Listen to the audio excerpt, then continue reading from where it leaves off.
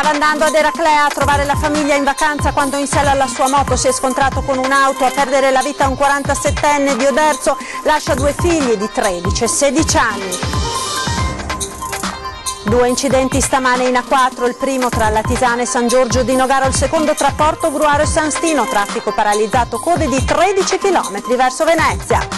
In corso a Cortina il sopralluogo dei geologi del CNR sulla frana di Alverà. Nel pomeriggio si deciderà se le famiglie evacuate potranno rientrare a casa.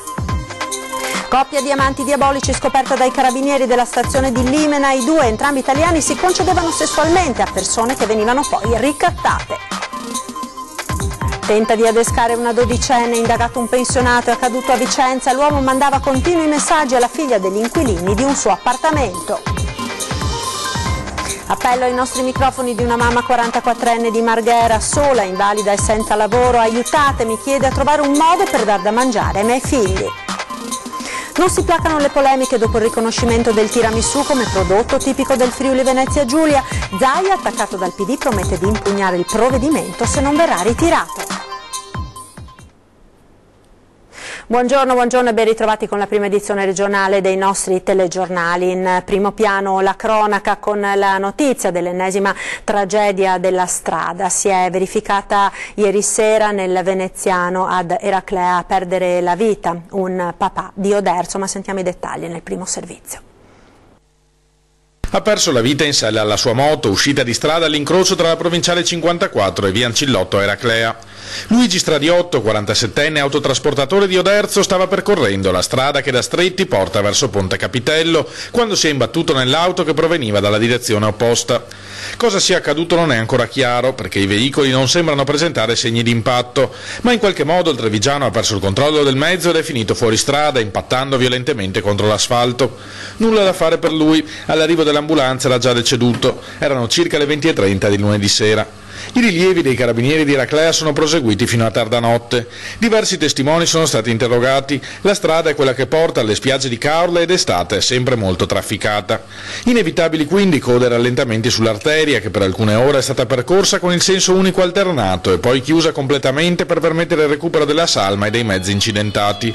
È il terzo incidente mortale avvenuto in zona in meno di 2 mesi. Luigi Stradiotto aveva riscoperto da poco la passione per la moto, di cui era stato cultore in gioventù e che poi aveva abbandonato.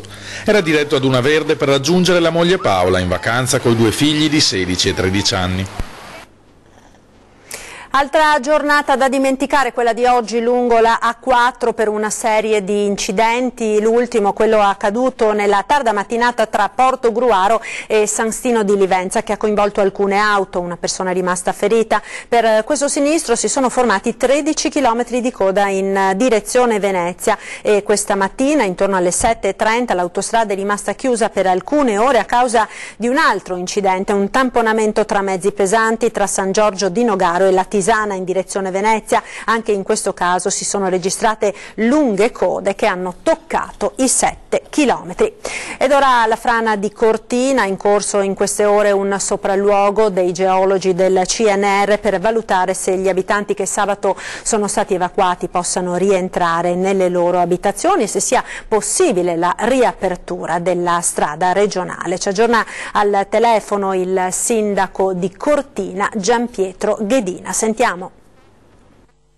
La situazione diciamo che sta rientrando alla normalità. Questa mattina era stato convocato un tavolo, il cosiddetto COC, dove dovevamo verificare il rientro dell'emergenza. In realtà in questo momento c'è un sopralluogo da parte dei tecnici del CNR e dai tecnici oltremodo del Genio Civile e di Veneto Strade, perché Veneto Strade è competente sulla chiusura della strada. Quindi in questo momento si sta facendo una valutazione per il rientro eventuale appunto delle persone che hanno evacuato le abitazioni, per la riapertura della strada, perché ci sono alcune attività anche commerciali di ristorazione che gravitano proprio su quella strada e quindi hanno la necessità di poter vedersi aperta la strada. È stato convocato un tavolo per le ore 16, per quell'ora io credo che avremo i dati e sapremo come comportarci. In realtà diciamo che l'emergenza è pressoché terminata e quindi i presupposti per l'evacuazione non tutto sommato non ci sarebbero più perché il tempo è buono, l'alveo del torrente è stato ripulito, però c'è la necessità appunto che si esprimano i geologi e appunto i tecnici per poter prendere qualsiasi tipo di decisione. Ed ora la cronaca da Padova: amanti diabolici circuivano le proprie vittime e poi le ricattavano. Sentiamo. Una coppia di amanti diabolici è stata scoperta dai carabinieri della stazione di Limena. La coppia, entrambi italiani, si concedeva sessualmente le vittime che poi venivano ricattate. Vuoi che la tua famiglia sappia cosa hai fatto? Questa è la subdola arma utilizzata dalla coppia, che è finita in manette dopo una complessa attività investigativa. I carabinieri infatti hanno arrestato i due. Tenta di adescare una dodicenne, indagato un pensionato, è accaduto a Vicenza. L'uomo mandava continui messaggi alla figlia degli inquilini di un appartamento di sua proprietà. Ci aggiorna al telefono Vanessa Banzato, sentiamo. Sì, una buona giornata dalla redazione di Vicenza. Tenta di adescare una ragazzina da appena 12 anni, indagato un uomo di 60 anni che avrebbe iniziato a tempestare di messaggi, anche vocali, la figlioletta degli inquilini che occupano un appartamento di sua proprietà. Ad accorgersi che qualcosa non andava è stata proprio la mamma, che ha trovato nella tasca dei pantaloni della figlia un biglietto con un numero di cellulare e il nome di un uomo. La donna si è subito messa in allerta, ha chiesto spiegazioni alla ragazzina, che ha candidamente ammesso di averlo ricevuto dal padrone di casa. La madre si è fatta promettere dalla figlia di avvertirla nel caso l'uomo l'avesse contattata, e infatti di lì a poco sono iniziate ad arrivare a raffica SMS inequivocabili, insistenti, abbastanza materiale che i genitori hanno presentato in questura, dove hanno sporto denuncia. Il 60enne è stato quindi fatto uscire allo scoperto grazie a una trappola tesa dagli stessi agenti. La ragazzina, d'accordo con gli inquirenti, ha accettato di incontrarlo, si sono dati appuntamento a casa della giovane, ma qui ad attenderlo, oltre alla piccola e ai suoi genitori, anche gli stessi poliziotti, che lo hanno bloccato e hanno sequestrato tablet e cellulare. Questo per il momento è tutto, ricevo la linea allo studio. Ed ora andiamo a Venezia con Francesca Bozza, che sta seguendo per noi la manifestazione delle Pro Loco, cui hanno preso parte centinaia di persone. Francesca, buongiorno. Buongiorno Marta, buongiorno ai nostri telespettatori. Come avete detto, tante le persone che questa mattina dalla stazione Santa Lucia di Venezia hanno manifestato nel corteo organizzato da Umpli Veneto a sostegno del mondo del volontariato. Presenti le Pro Loco di tutta la regione, poi i rappresentanti dell'associazionismo, ma anche tanta gente comune, e poi i sindaci, numerosi primi cittadini, soprattutto trevigiani, con la fascia tricolore, che hanno sfilato fino a Palazzo Baldi, dove hanno incontrato il governatore Luca Zaia, al quale sono state consegnate le 10.000 firme raccolte per chiedere che il governatore si faccia tramite con il governo perché venga fatta una legge ad hoc che regolamenti il mondo del volontariato. La manifestazione, lo ricordiamo, è nata dopo la tragedia di Refrontolo e i risvolti giudiziari che hanno coinvolto proprio la Pro Loco. Durante il suo discorso il presidente di Umpli Nazionale, Antonino Laspina, ha ricordato più volte la tragedia del della Croda. Quando succede qualcosa del genere, ha detto, siamo tutti coinvolti in questo dramma. Quello di Refrontolo non è un problema solo di Refrontolo o solo dei veneti, ma è un problema nazionale che coinvolge tutto il mondo del volontariato in Italia, ha continuato Laspina. E al momento da Venezia è tutto, se non ci sono domande la linea può tornare allo studio. Restiamo nella città storica, dove le risse sono ormai quotidiane. Una delle arene preferite è quella costituita dagli imbarcaderi della CTV, specie quelli che hanno maggiore afflusso di passeggeri. Sentiamo cosa è successo. Gomitata in faccia a una marinaia trentenne all'imbarcadero ACTV di Piazzale Roma. Autore dell'ennesima aggressione violenta a una dipendente della compagnia di navigazione, un erboruto passeggero che pretendeva di salire sul pontile percorrendo la corsia di uscita. La ragazza lo ha ripreso invitandolo a servirsi dei tornelli. Per tutta risposta l'uomo, descritto come un 45enne ben piantato, l'ha colpita con una gomitata ferendola al sopracciglio. Medicata al pronto soccorso dell'ospedale civile, se l'è cavata con 5 giorni di prognosi. L'aggressore è fuggito subito dopo la bravata, ma è stato ripreso dalle telecamere di sorveglianza presenti all'imbarco e le autorità confidano di riuscire a identificarlo. Non aveva bagagli con sé, quindi probabilmente non si trattava di un turista. Del resto non sarebbe la prima volta in questi giorni che qualche veneziano, complice il caldo, ammattisce e si lascia andare a comportamenti violenti. Registriamo purtroppo un'esplosione di episodi di maleducazione, rileva il direttore generale di AVM Giovanni Seno. Aggressioni e vandalismo continuano imperterriti. C'è una decadenza dei valori e del rispetto per il bene pubblico. Sono stanco di vedere i nostri dipendenti dileggiati e aggrediti da persone che dovrebbero solo vergognarsi. Aiuteremo le forze dell'ordine a identificare questo personaggio che ci auguriamo venga punito in maniera esemplare. Parliamo ora di siccità e rischio incendi, perché la Regione del Veneto ha recentemente dichiarato lo stato di grave pericolosità di incendio boschivo per i comuni a rischio delle province di Padova, Rovigo, Verona e Vicenza. Pur non essendo ancora interessata la Marca Trevigiana, il comando dei Vigili del Fuoco di Treviso ha deciso comunque di attivare una serie di servizi preventivi di ricognizione nei territori boschivi dal Monte Grappa sino al Vittoriese. Intanto sono stati spenti i roghi nei colli Euganei e Caccia al Piromane. Sentiamo. Colli Euganei nel mirino dei piromani, 7 focolai sono divampati nella zona di Calaone, frazione del comune di Baone. Secondo una prima ricostruzione sarebbero gran parte lungo la strada panoramica e altri in mezzo alla boscaglia. Proprio questo particolare ha insospettito i carabinieri di Este, che sono a caccia di eventuali piromani quasi sicuramente. Infatti sono roghi di origine dolosa. I vigili del fuoco in poche ore ieri pomeriggio sono riusciti a spegnere le fiamme. Il sindaco di Baone ha fatto un appello ai suoi concittadini: chi ha visto qualcosa contatti immediatamente le forze dell'ordine. Ed ora le ex banche popolari. Il governo sta studiando un provvedimento per ristorare i risparmiatori truffati. Intanto i comuni di Montebelluna e Vicenza chiedono che almeno le sedi storiche delle due banche possano rimanere alle comunità locali.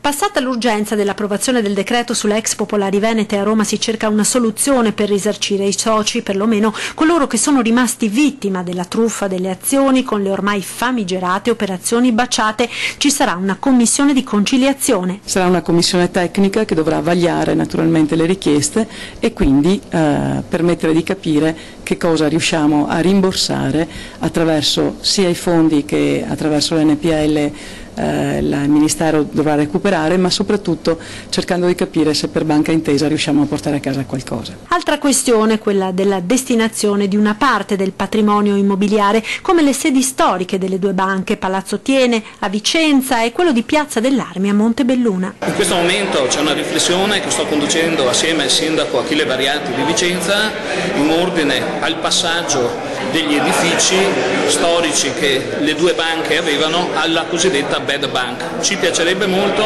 che il governo almeno riconoscesse alle due città dove le banche sono nate la possibilità di utilizzare due sedi storiche a scopi pubblici. Il comune di Montebelluna punta a riottenere per la comunità lo storico edificio, un tempo sede di un teatro e di un cinema, ora nel cuore della nuova zona pedonale della città. Non può e non deve essere letta come un'opera di compensazione del territorio, perché niente può compensare il fatto che i soci siano stati azzerati. Speriamo che Intesa garantisca un servizio al territorio, ma almeno che ci sia un gesto simbolico per il quale si riconosce che le due sedi storiche è giusto che rimangano a disposizione delle due comunità di Montebelluna e Vicenza. Questo sì, ce lo aspettiamo.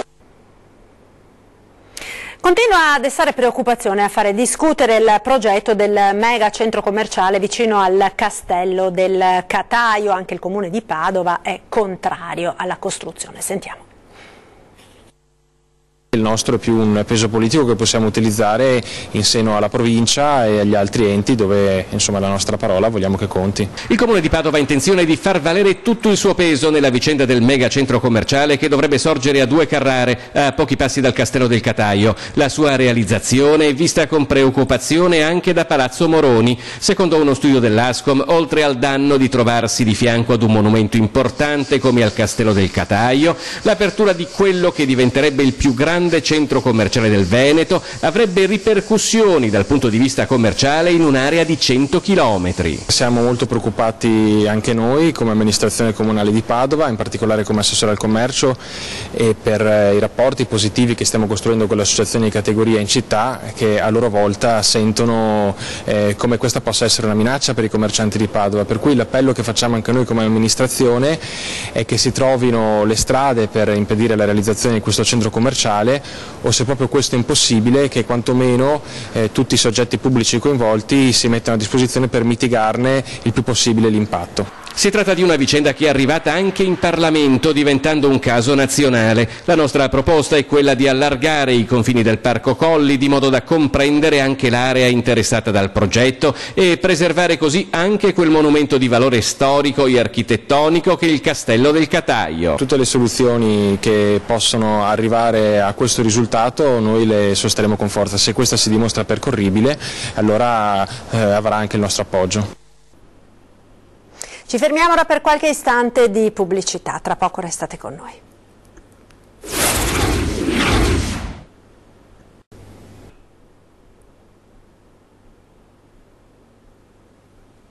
Rieccoci in diretta con la seconda parte della prima edizione dei nostri telegiornali. Spazio ora alla nostra rubrica, lo dico ad antenna. Oggi ci occupiamo del caso di una madre sola con 2 figli minori a carico, costretta a vivere a casa dell'anziana madre con la pensione di lei di 600 euro al mese. Romina, questo è il nome della signora, nonostante la sua disabilità cerca un lavoro che possa aiutarla a mantenere la sua famiglia. Sentiamo. Se c'è qualcuno che può aiutarmi, che ha un posticino per me, part-time, per mantenere insomma i miei figli. È un accorato appello quello di Romina, madre single di 44 anni, con 2 figli minorenni, vive con la pensione della madre nel suo appartamento in via del Bosco. Romina è in cerca di lavoro da più di un anno, ma non riesce a trovarlo. Turbata per la sua condizione economica, ha deciso di chiamare la nostra rubrica Io lo dico, con la speranza di trovare un impiego. Purtroppo la sua invalidità non la agevola per un esito favorevole. Non riesco a trovare lavoro perché sono un'invalida al 67% e purtroppo con la mia invalidità non mi trovano lavoro. Nessuno, diciamo, tra virgolette, nessuno mi vuole. Difficile arrivare a fine mese, anche 2 bambini. Anche a metà mese arrivare con 2 bambini, perché hanno bisogno di tante cose, il mangiare, poi ci sono le bollette, c'è l'affitto, i vestiti, le cose di scuola, se il tuo bimbo vuole un gelato non glielo puoi prendere. La madre denuncia inoltre la situazione di degrado nella quale la sua famiglia è costretta a vivere. Il condominio di proprietà dell'Ater ha bisogno di alcuni interventi. All'esterno del palazzo cadono pezzi di intonaco, le finestre hanno fessurazioni e per sistemare l'appartamento occorrono soldi che la famiglia Tagliapietra non possiede. In questo appartamento abbiamo le finestre che sono marce. E d'estate va bene, d'estate tieni tutto aperto, non è un problema. D'inverno filtra talmente tanta aria che ci va via un sacco di soldi di riscaldamento. I palazzi stanno andando a pezzi. Noi nel corridoio fuori abbiamo le infiltrazioni d'acqua, quando piove forte dobbiamo mettere i secchi. L'unica speranza per noi, ci ha detto la signora Romina, è che io riesca a trovarmi un impiego.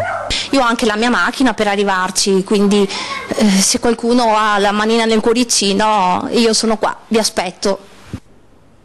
Ecco, speriamo che qualcuno accolga l'appello di questa giovane mamma che appunto ha bisogno di aiuto. Ma se anche voi avete un problema che non riuscite a risolvere oppure cercate qualcuno che vi ascolti, potrete rivolgervi alla nostra rubrica Lo dico ad antenna, uno spazio che noi abbiamo deciso di dedicare a voi telespettatori che ci seguite quotidianamente da casa. I numeri li vedete in sovraimpressione, per gli SMS e WhatsApp è il 351 1755 340, per la segreteria telefonica lo 0422 0230898, oppure se volete scrivere una mail l'indirizzo è redazione@antenna3.it. Saremo come sempre al vostro fianco per cercare di risolvere piccoli e grandi problemi. Cambiamo ora decisamente argomento perché continua e anzi si rinfocola la polemica sul tiramisù dopo il riconoscimento di questo dolce come prodotto tipico non di Treviso ma del Friuli Venezia Giulia. Pronti ad impugnare il provvedimento, promette il governatore del Veneto Zaia. Nel frattempo la questione arriva al Senato. Sentiamo. La procedura del marchio prevede che i cointeressati debbano essere auditi. Di solito queste audizioni si fanno in Camera di Commercio. È legittimo che anche un calabrese possa chiedere il tiramisù, piuttosto che un siciliano, ma buon senso vuole che poi si sente il territorio, no? C'è qualcuno che ha qualcosa da dire. Il territorio cosa vuol dire? È l'audizione. Ma sì, ma voglio dire, non è che le cose si fanno riservatamente. questione era pubblica, conosciuta. Pubblica di chi? Conosciuta da chi? Vabbè. Dai, te che ha fatto anche oggi la tua uscita, dai.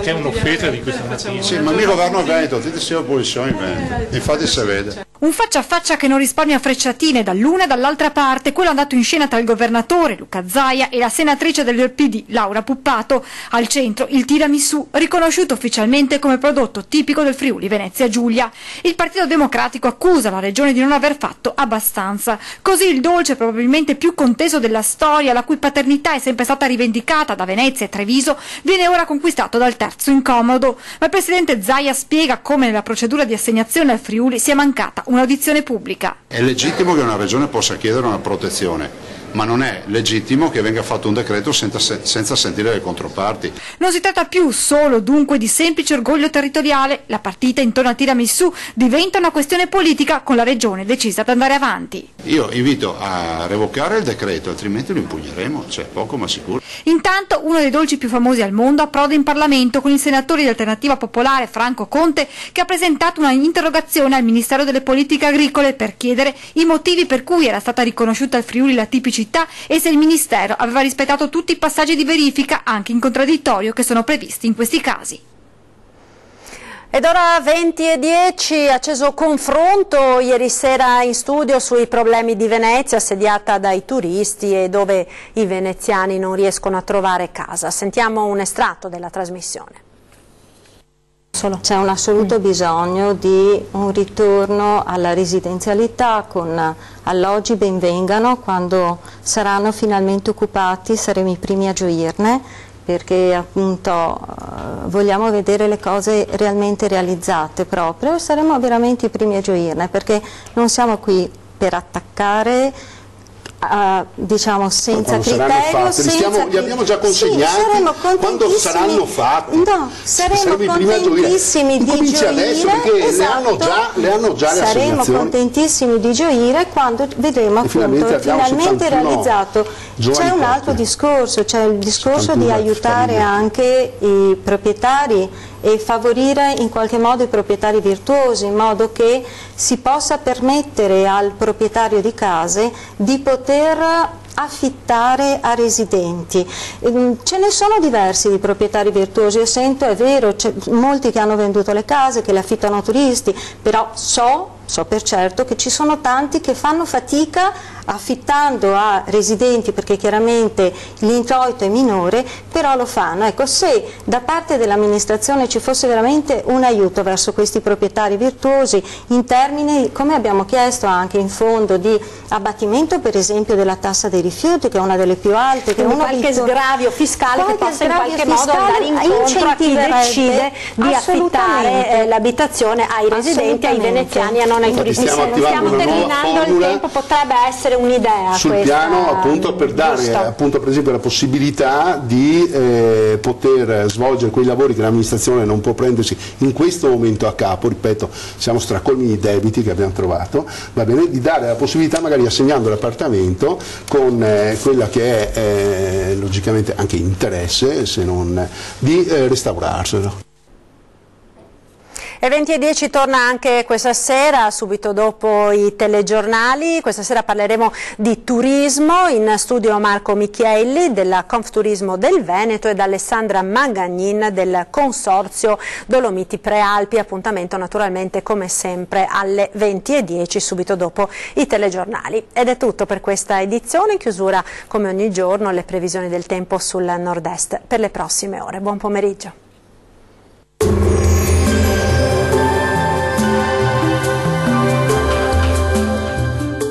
Acqua Estate, annuale Venezia, il parco acquatico per famiglie e ragazzi. 8 piscine, idroscivoli, animazioni. Acqua Estate è annuale Venezia. Caldo in attenuazione sull'Italia, il tempo sarà in prevalenza stabile ma con qualche disturbo su alcuni settori delle nostre regioni. Vediamo il dettaglio. Sul Veneto tanto sole e bel tempo, cieli completamente sereni sulle aree pianeggianti centro-orientali, un po' più di nubi sui settori alpini e sulle pianure più a ovest, ma saranno del tutto innocue. Vediamo anche le temperature, le massime risultano essere comprese tra i 28 e i 35 gradi, minime sui 18-24 gradi circa. Che tempo farà sul Friuli Venezia Giulia? Anche qui il tempo sarà stabile e soleggiato ovunque, con cieli quasi completamente sereni, salvo qualche nube alta e innocua sulle aree più occidentali. Le temperature massime risultano essere comprese tra i 30 e i 34 gradi, minime attese tra i 18 e i 21 gradi circa. E raggiungiamo infine il Trentino Alto Adige. Mattinata con tempo buono, ma nel corso del pomeriggio primi rovesci o temporali su ovest trentino, via via peggiora su buona parte delle aree centro-occidentali. Temperature massime comprese tra i 31 e i 33 gradi, minime sui 17-18 gradi circa. Il mare sarà da calmo a quasi calmo sulle coste e poco mosso al largo, i venti moderati e orientali. Dal meteo di Antenna 3 è tutto, grazie per l'attenzione e arrivederci al prossimo aggiornamento.